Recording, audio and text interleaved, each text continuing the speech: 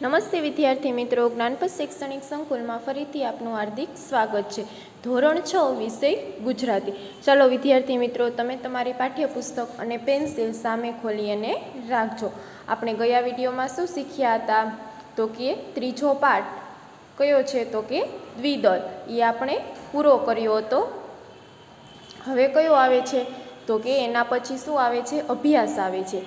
चलो पाठ्यपुस्तक में पेज नंबर 11 पर तमने रूढ़िप्रयोग और अभ्यास आपेलो छे, जे आपणे आ विडियो में शीखीशुं। विडियो तमारे पूरेपूरो जोई लेवानो छे। एप्लिकेशन में जे होमवर्क आवे छे, होमवर्क पण पूरेपूरुं करी लेवानुं रहेशे। चलो पाठ्यपुस्तक में पेज नंबर 11 एमां उपर आपेलुं छे रूढ़िप्रयोग। पड़तुं मूकवुं एटले शुं थाय तो कि छोड़ी देवुं। पड़तुं मूकवुं एटले के जे होय आपणी पासे एने छोड़ी देवुं। एना पछी शुं छे तो कि निशब्द बनी जवुं एटले के शांत थई जवुं। कोई व्यक्ति क्यारेक गुस्सो करता होय तो शुं करवामां आवे छे तो कि एटले के शांत थई जवुं। एना पछी शुं आवे छे, विदाय लेवी एटले के जवा माटे छूटा पड़વું। कोई मेहमान आपणी घरे आव्युं होय त्यारे जता होय एटले एने शुं कहेवामां आवे तो कि विदाय लेवी। चलो एना पछी शुं आवे छे तो कि अभ्यास करीए। प्रश्न नंबर 1, नीचेना प्रश्नोना उत्तर माटे आपेला विकल्पोमांथी साचो उत्तर शोधीने तेनो क्रम अक्षर प्रश्न सामेना चौरस बॉक्स में लखो। चलो पहलो प्रश्न है, 20 फूट ऊंचा स्तंभ पर शानी स्थापना करवानी हती। चलो पहलो विकल्प है, तमने शुं कहेवामां आव्युं छे, 20 फूट ऊंचा स्तंभ पर शानी स्थापना करवानी हती। तो चलो तमने ऑप्शन आपेला है, जो क परमेश्वरनी मूर्तिनी, चित्रनी के गणपतिनी। शेनी करवानी हती तो कि ख आवशे। अहींया चौरस बॉक्स में तमारे ख लखी नाखवानो। शेनी करवामां आवी हती तो कि मूर्तिनी। चलो बीजो एमसीक्यू है, दुकानदार पासे युवके कया फोन माटे मंजूरी मांगी हती। जो दुकानदार पासे युवके कया फोन माटे मंजूरी मांगी, कया फोन माटे मंजूरी मांगी हती तो कि पब्लिक एटले के क पब्लिक फोन माटे मंजूरी मांगी हती। चलो एना पछी त्रीजो आवशे एमसीक्यू, दुकानदार ने युवकनो कयो गुण स्पर्शी गयो।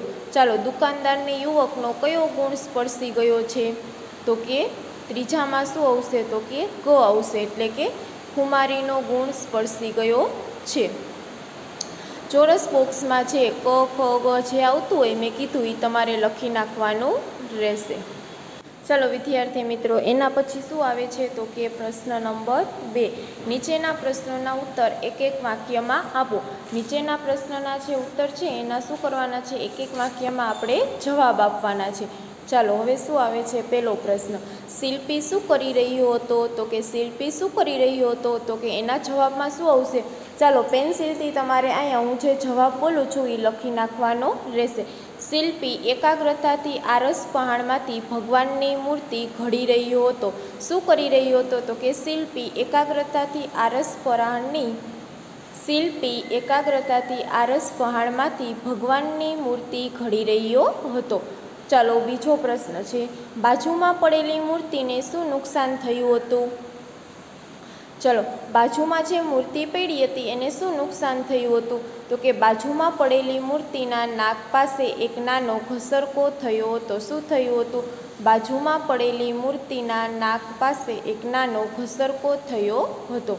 चलो त्रीजो छे प्रश्न, युवके दुकानदारने शा ना पाड़ी। युवके दुकानदारने शानी ना पाड़ी।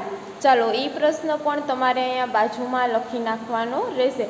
एक एक वाक्यना जे प्रश्न जवाब होय एनुं शुं करवानुं, हूँ जे जवाब बोलती जाऊँ छूं ते तमारे बाजुमां लखतुं जवानुं रहेशे। दुकानदारे युवकने काम आपवानी तैयारी बतावी।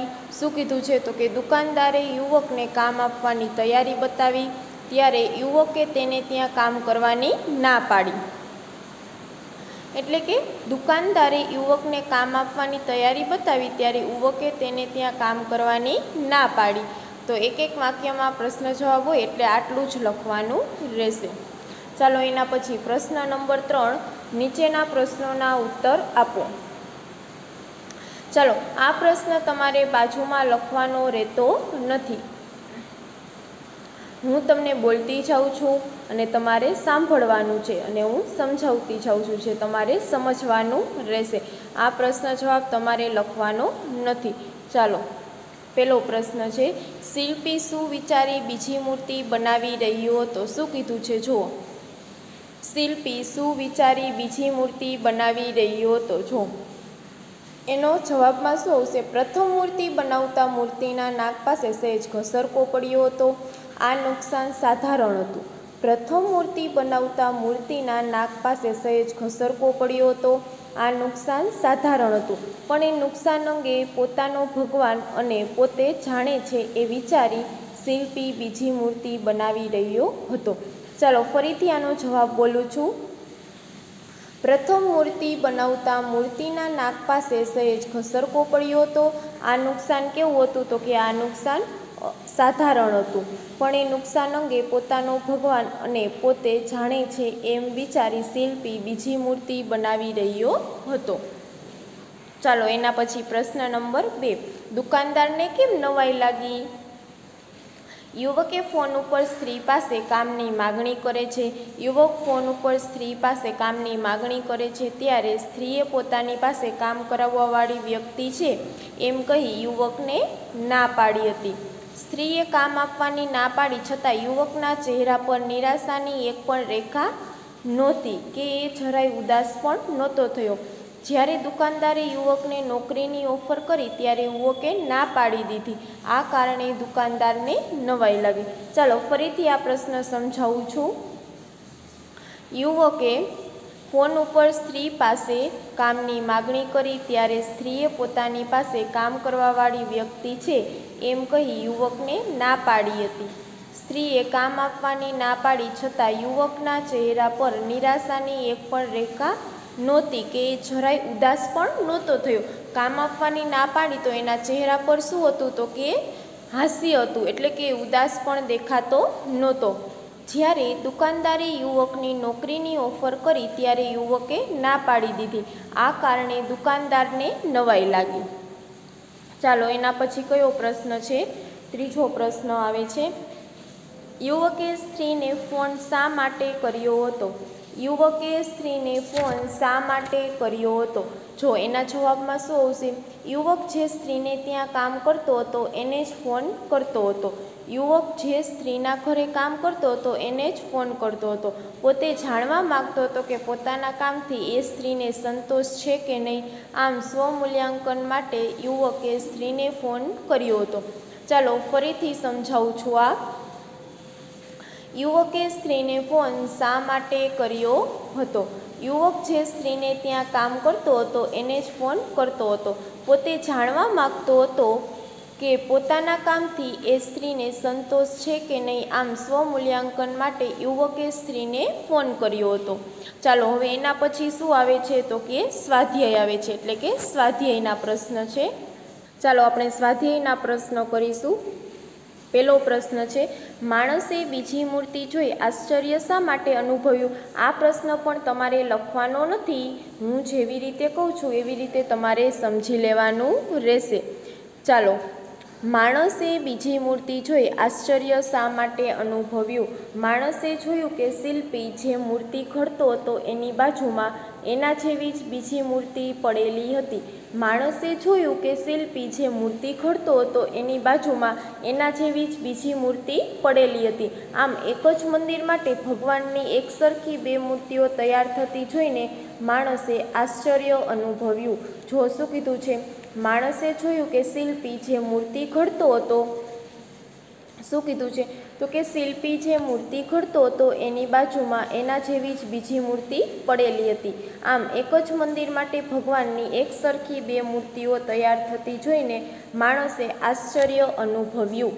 ચાલો એના પછી શું આવે? બીજો પ્રશ્ન આવે, શિલ્પીએ પહેલી મૂર્તિ પડતી કેમ મૂકી? જો શિલ્પીએ પહેલી મૂર્તિ પડતી કેમ મૂકી? તો કે એના નાક પાસે સહેજ ઘસરકો થયો હતો.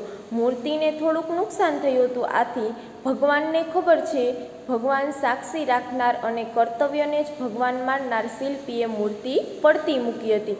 ચાલો એ પ્રશ્નના જવાબમાં શું આવશે? શિલ્પી પહેલી મૂર્તિ ઘડતો હતો ત્યારે છેલ્લી ઘડીએ મૂર્તિના નાક પાસે શિલ્પી પહેલી મૂર્તિ ઘડતો હતો ત્યારે છેલ્લી ઘડીએ મૂર્તિના નાક પાસે સહેજ ઘસરકો થયો હતો, એટલે કે એને નુકસાન થયું હતું. આમ એ મૂર્તિને થોડુંક નુકસાન થયું હતું. આથી ભગવાનને સાક્ષી રાખનાર અને કર્તવ્યને જ ભગવાન માનનાર શિલ્પીએ એ મૂર્તિ પડતી મૂકી હતી. ચાલો હવે શું આવે છે? ત્રીજો પ્રશ્ન આવે છે. સ્ત્રીએ ફોન કરનાર યુવકને નોકરીએ રાખવાની શા માટે ના પાડી હતી? જે સ્ત્રીએ ફોન કરવાનો હતો નોકરીએ રાખવાની શા માટે ના પાડી? ચાલો એના જવાબમાં શું આવશે? સ્ત્રીએ પોતાને ત્યાં લોન કાપવા માટે એક માણસને નોકરીએ રાખ્યો હતો. સ્ત્રીએ પોતાને ત્યાં લોન કાપવા, લોન એટલે શું થાય? તો કે એક પ્રકારનું જમીનમાં ઉગેલું ઘાસ થાય. સ્ત્રીએ પોતાને ત્યાં લોન કાપવા માટે એક માણસને નોકરીએ રાખ્યો હતો. એના કામથી એ સ્ત્રીને પૂરો સંતોષ હતો. તેથી ફોન કરનાર યુવકને નોકરીએ રાખવાની તે સ્ત્રીએ ના પાડી હતી. જો શું કીધું છે? સ્ત્રીએ પોતાને ત્યાં લોન કાપવા માટે એક માણસને નોકરીએ રાખ્યો હતો. એના કામથી એ સ્ત્રીને પૂરો સંતોષ હતો. તેથી ફોન કરનાર યુવકને નોકરીએ રાખવાની તે સ્ત્રીએ ના પાડી હતી. ચાલો એના પછીનો ચોથો પ્રશ્ન છે. સ્ત્રીનો જવાબ સાંભળી યુવક ખુશ કેમ થયો? ફોન ઉપર જે યુવક સ્ત્રી સાથે વાત કરતો હતો તે સ્ત્રીનો જવાબ સાંભળી યુવકને શું થયું? તો કે યુવક ખુશ થયો. તો કે એ ખુશ કેમ થયો? ચાલો ચોથા પ્રશ્નમાં આવશે. જો ચોથા પ્રશ્નમાં શું આવશે જોઈએ. યુવક એક અજાણી વ્યક્તિ તરીકે યુવકને એક અજાણી વ્યક્તિ તરીકે નોકરીની જરૂરિયાત માટે સ્ત્રીને ફોન કર્યો હતો. સ્ત્રીએ ફોન ઉપર શું કહ્યું હતું? એ માણસને રોકી લીધો છે અને એના કામથી એને પૂરો સંતોષ છે. તો એ માણસ પોતે જ હતો. વાસ્તવમાં ફોન કરનાર યુવક પોતે એ સ્ત્રીને ત્યાં જ નોકરી કરતો હતો. એ જાણવા માગતો હતો કે સ્ત્રીને એના કામથી સંતોષ છે કે નથી. એ સ્ત્રીનો જવાબ સાંભળી યુવક ખુશ થયો. ચાલો એના પ્રશ્નનો જવાબ આવશે. યુવકે એક અજાણી વ્યક્તિ તરીકે નોકરીની જરૂરિયાત માટે સ્ત્રીને ફોન કર્યો હતો.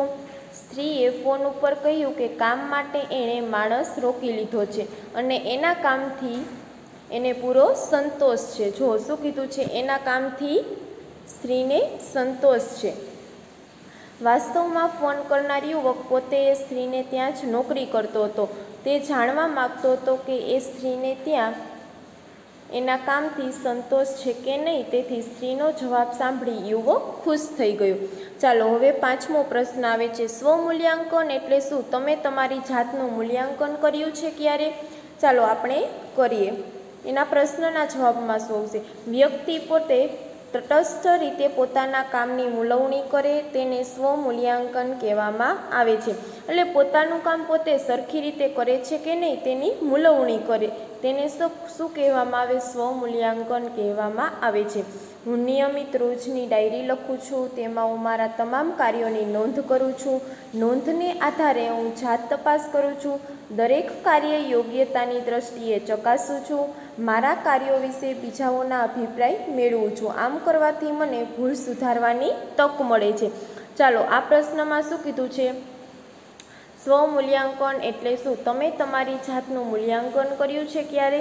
ચાલો છેલ્લે તમને જે પ્રશ્ન કીધો છે આ તમે તમારી જાતનું મૂલ્યાંકન કર્યું છે.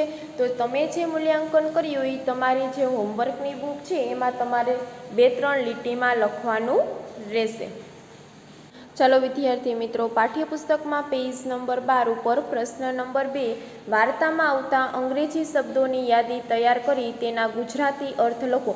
ચાલો આપણે આ વાર્તામાં જેટલા ઇંગ્લિશ શબ્દ આવ્યા હોય એ પહેલાં લખી નાખવાના, પછી એનો ગુજરાતીમાં અર્થ લખવાનો કે શું થાય છે. ચાલો પહેલાંમાં તમારે લખવાનું રહેશે અહીંયા ફૂટ, તો કે ફૂટ પછી બરાબર કરી અને લખવાનું. ફૂટને શું કહેવામાં આવે ગુજરાતીમાં? 12 ઇંચનું લંબાઈનું માપ. ફૂટ એટલે કે 12 ઇંચનું લંબાઈનું માપ. ચાલો બીજામાં લખવાનું સ્ટોર, એટલે કે સ્ટોરને શું કહેવામાં આવે? દુકાન. એટલે સ્ટોર આવ્યું હતું વાર્તામાં, તો કે સ્ટોર પછી ઇક્વલ એટલે કે બરાબર કરી અને સામે લખવાનું કે સામાન વેચવાની દુકાન. સામાન વેચવાની દુકાન. ચાલો એના પછી ત્રીજામાં લખવાનું પબ્લિક. પાઠમાં આવ્યું હતું પબ્લિક ઇંગ્લિશ શબ્દ થયો. ચાલો એની સામે લખવાનું સાર્વજનિક. ચાલો એના પછી અહીંયા ચોથામાં લખવાનું રહેશે સ્પીકર ફોન.